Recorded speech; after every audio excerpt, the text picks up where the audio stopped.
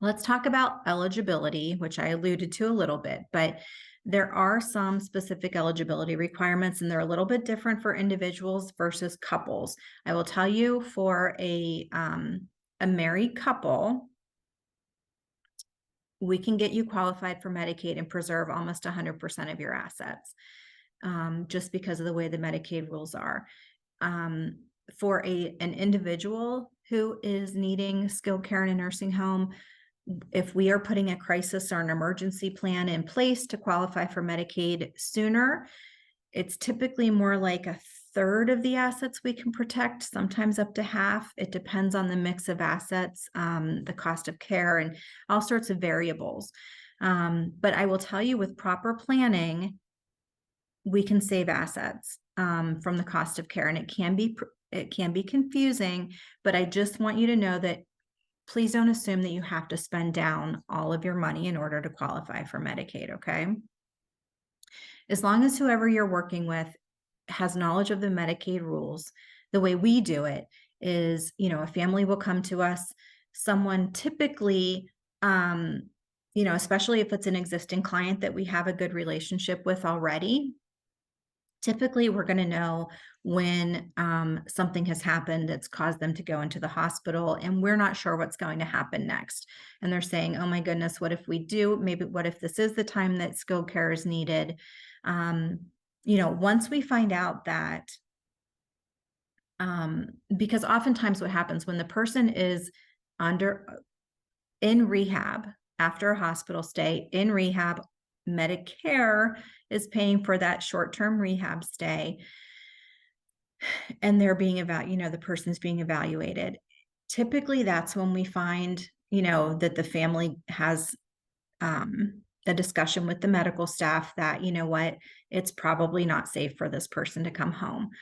And then we get a call saying, oh my goodness, I think we're looking at long-term care at this point, and what do we do? So we cannot implement an emergency plan. So if you haven't planned 5 years in advance, and the reason that we talk about 5 years is because Medicaid has a 5-year look back.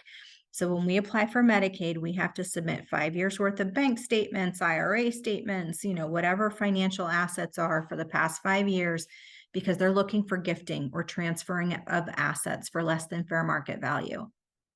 So that's why the more time we have, especially 5 years, the better, because we can put that protector trust that I talked about in the beginning with the legal documents. We might be able to put that in place and protect some assets, especially if you have second homes, because your primary residence is considered an exempt asset when you apply for Medicaid.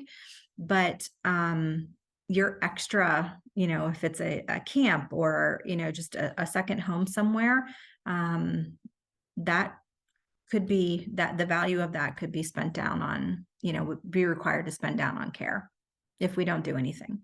So we will run a calculation of, we'll need to get, let's just pretend it's a married couple. We'll need income of both couples, and all of the assets and how they're currently titled. And then we will run a calculation and determine, is each asset a countable asset for that person's care, or is it not countable? And then we're going to maximize first the protections. And then we're going to do a calculation to say, okay, it's going to cost you X amount. And I will tell you, for an emergency plan, just so you don't have sticker shock down the road, it's typically 1 to 2 months stay in a nursing home to implement the plan.